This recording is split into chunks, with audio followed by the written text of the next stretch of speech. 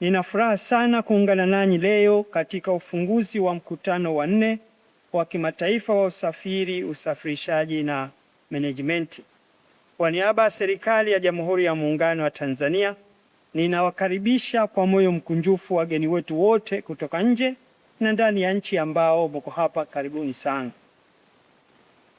Ndugu mwenyekiti, washiriki wa mkutano huu, usafiri sio tu suala la kuhamisha watu na mizigo kutoka sehemu moja kwenda sehemu nyingine.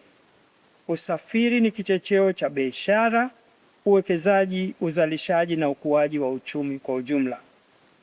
Chini ya uongozi mahiri wa Mheshimiwa Dr. Samia Suluhu Hassan, Rais wa Jamhuri ya Muungano wa Tanzania, serikali inaendelea kufanya uwekezaji mkubwa katika sekta zote za usafiri. Tunaendelea kujenga reli ya kisasa SGR, kuboresha bandari, kuimarisha shirika letu la ndege la Air Tanzania, kupanua mfumo wa mabasi yaendayo haraka, kuboresha barabara pamoja na kuendeleza usafiri wa majini na uchumi wa buluu kwa ujumla.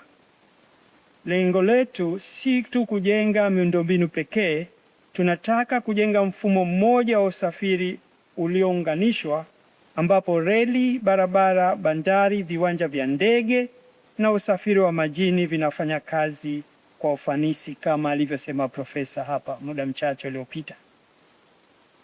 Kwa kufanya hivyo, tunaendelea kuimarisha Tanzania kuwa kitovu muhimu cha usafirishaji na usafiri katika Afrika Mashariki, Kati na Kusini. Lakini kujenga miundombinu peke yake kama nilivyosema haitoshi. Tunapaswa kuhakikisha miundombinu hiyo inafanya kazi kwa ufanisi, inapunguza gharama za usafirishaji, inapunguza muda wa mizigo kufika sokoni na inaboresha usalama na huduma kwa wananchi wetu wanaotumia usafiri hapa nchini. Thamani halisi ya miundombinu ni fursa ya kiuchumi zinazozalishwa. Unaweza kujenga miundombinu nyingi lakini bila kuzalisha fursa za uchumi haina maana. Kwa vile lengo la serikali ni kujenga miundombinu hii kuhakikisha tunazalisha fursa nyingi za uchumi kwa Watanzania. Ndugu mwenyekiti, washiriki wa mkutano, mabibi na mabwana, kauli mbiu ya mkutano huu inayolenga kuwa na mifumo ya usafiri iliyojanja, rafiki kwa mazingira, inayounganisha na wahimili changamoto, inaendana moja kwa moja na mwelekeo wa serikali yetu. Dunia inabadilika kwa kasi.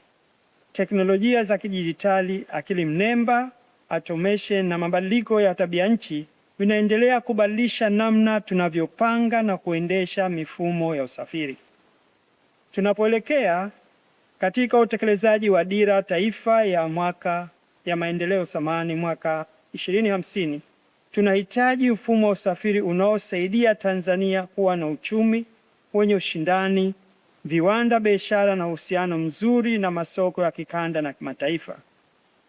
Usafiri haupaswi kusubiri uchumi ukue. Usafiri wenyewe lazima uwe kichocheo cha ukuaji wa uchumi nchini.